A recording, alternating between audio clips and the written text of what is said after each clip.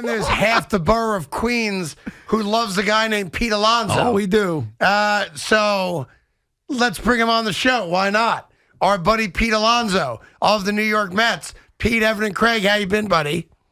Hey, what's up? Doing well. How you guys doing? Good. Doing Excellent. good. Doing good. Where are you right now? Cincinnati still? Yeah, we're in the heartland right now. Are you a Skyline chili guy or no? I mean, chili's okay. It's good. It's good. Not great. Not a fan of chili. Interesting. I would have figured you for a chili man. Not because you're a big, thick guy. I'm just saying you do look the type. Okay. I don't know what to think or say about that. Yeah, why are you but- insulting my guy, Craig? By the way, I do not mean that as an My insult. guy's leading the world in RBIs. My guy's having a monster year. The Mets are the best team in the National League, and you're insulting my man? You know I Apologize. love Pete. I'm not apologizing. He seems like the kind of guy that might enjoy chili every once in a while. Hey, give me. I want to do this, Pete. Pete's calling for a specific reason outside just saying hi to us. But we're doing another charity comedy event to benefit he and his wife Haley's foundation that helps at-risk kids and sick kids down in the Tampa region. So we'll get to that in a second. Walk me through one thing, Pete, because I want to make sure that we have it right and we don't kind of overplay our hand on this. When you find out that Max Scherzer is healthy and back and starting tonight, does the clubhouse light up over that? Or because the nature of guys getting hurt and missing a game, missing a week, and eventually coming back, do you not pay that close attention to it? No, I mean it's great having Max back. I mean the guy's a Hall of Famer. It's great to have a Hall of Famer on the mound for you. I mean, again, he's one of the best. So it's having him on the mound pitch for us, like it's going to be awesome. Do you feel as locked in this year as you did your rookie season? Honestly, I feel that I'm a more complete baseball player, more complete hitter this year than 2019. I feel like I'm a better version of myself. Absolutely. Do you care about starting the All-Star game? I know it's going to come down to you and Goldie. And I know you're a big fan of Paul Goldschmidt. They take the top two vote getters. Right. And now there's a one-on-one vote. So now all of us could vote for Pete Alonso. We could vote for Paul Goldschmidt. For you, and you're having an awesome year, is that important to you to win this thing? Yeah, I mean that'd be great. I mean, if you guys could go to MLB.com and vote the polar bear, I'd love to represent the best city in the world out in LA. I mean, that would be fantastic. I would love that. So, hopefully you guys go out and vote. That would mean so much. And again, like New York is such a great city. And I just want to be the best representation possible out there. So if you guys could have me start, that would be huge. Are you definitely going to do the Derby again and try to repeat as champion?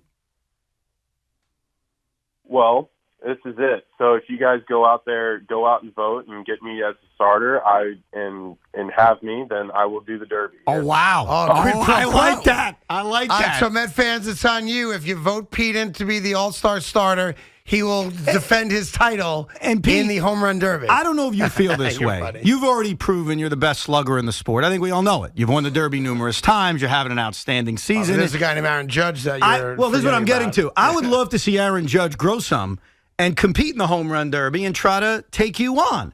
Would you like to throw out a challenge to Mr. Aaron Judge to join you potentially in this home run derby? Because I think we'd all love to see it. Well, it doesn't. For me, if he wants to do it, that's awesome. I think it'd be a fun time.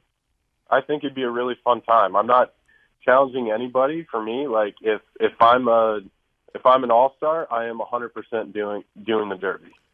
Talking to Pete Alonso. Pete, I'm going to ask you a question. And I'm not looking for you to be critical of last year's manager, Luis Rojas, but I do want to get a sense from you.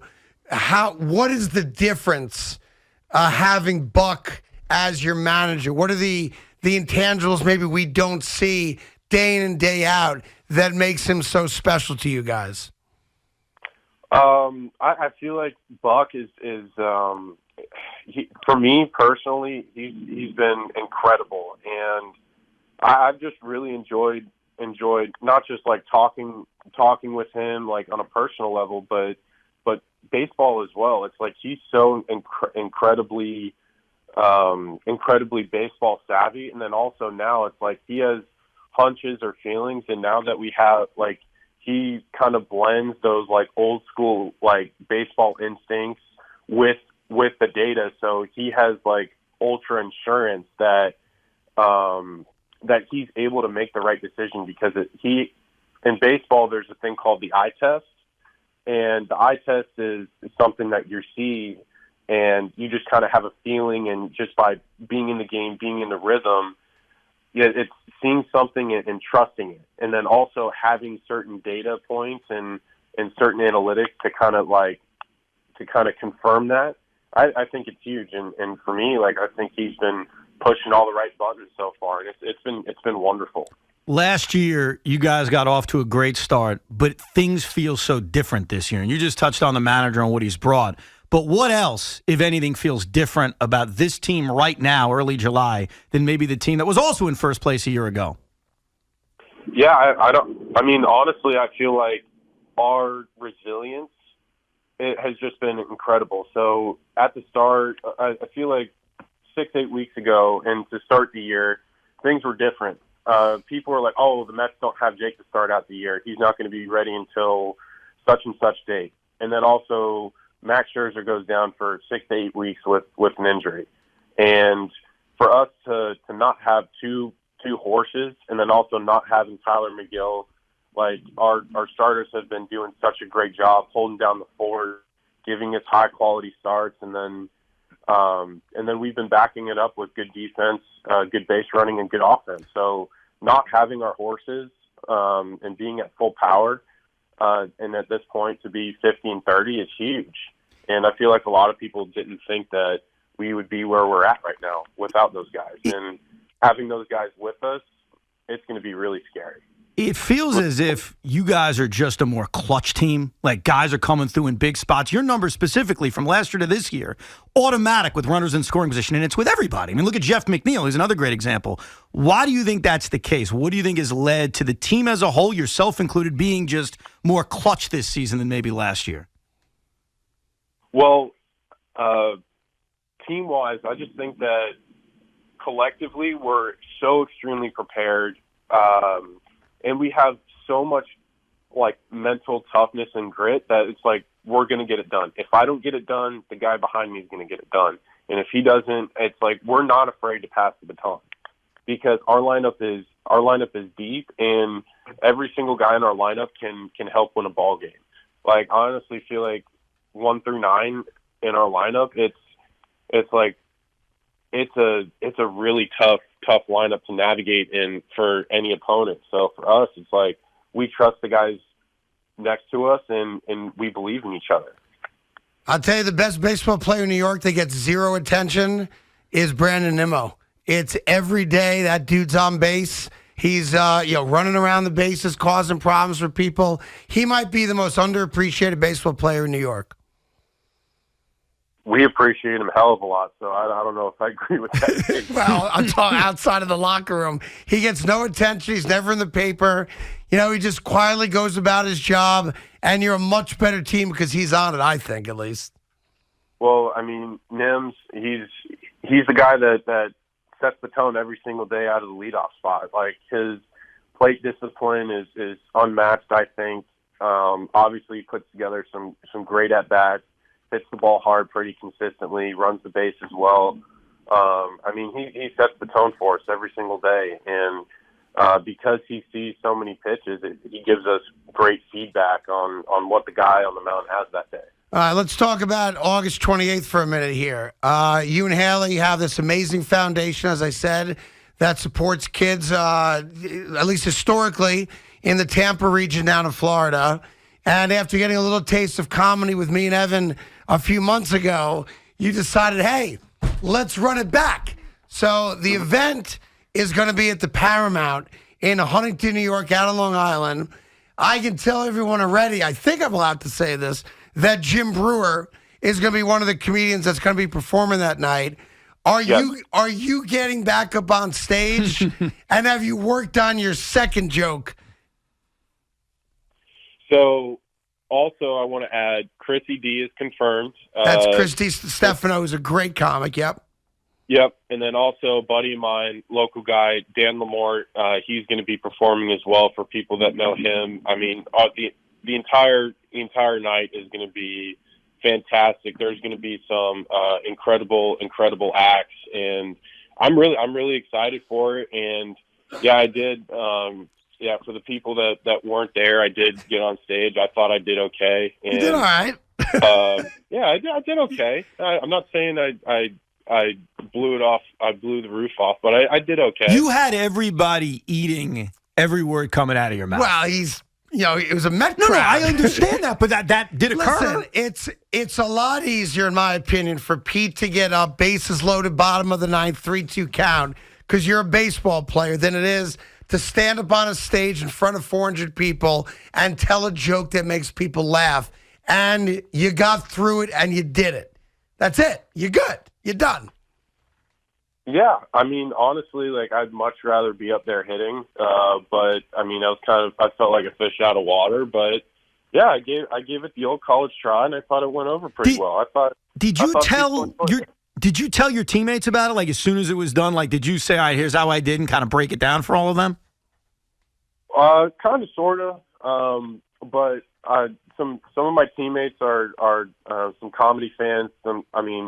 Hopefully there'll be some guys there because Jim Brewer's obviously, like, huge name. He's hilarious. And then Chrissy D and Dan are rising stars, and a lot of people know who they are, especially in the Mets clubhouse. So hopefully we're going to have some teammates there and some other people from New York. But I mean, it's going to be a really special night. And yeah, it's going to be great. And they're talking to some other major name comics that we're not at liberty to talk about just yet because they're not confirmed. But there's going to be half a dozen or so amazing comedians.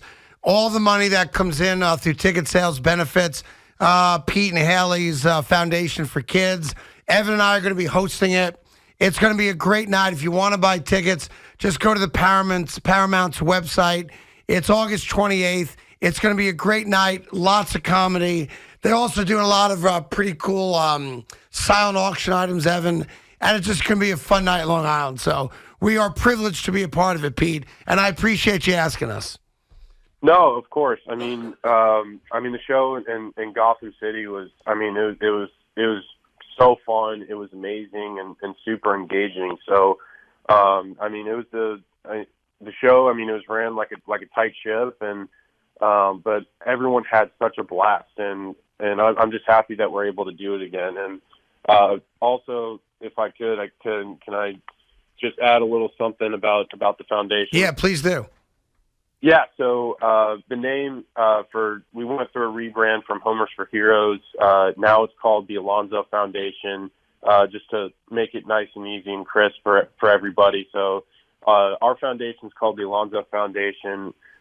We've done stuff in the past for first responders, for vets, and we're going to continue to do stuff with first responders, for vets, for people who are coming back and focusing on mental health, helping 9/11 victim families, but also what we're going to do, we're going to focus a little bit more on underprivileged children, and then also we want to continue to help animals in shelters and give certain shelters in need resources to help stay running and stay afloat, especially for animals in need. So we just want to. Right. We just want to continue to help those who can't. We want to stand for those who can't stand for themselves. So we want to continue to do good, not just in Tampa, but New York and everywhere that we can make a positive impact and difference.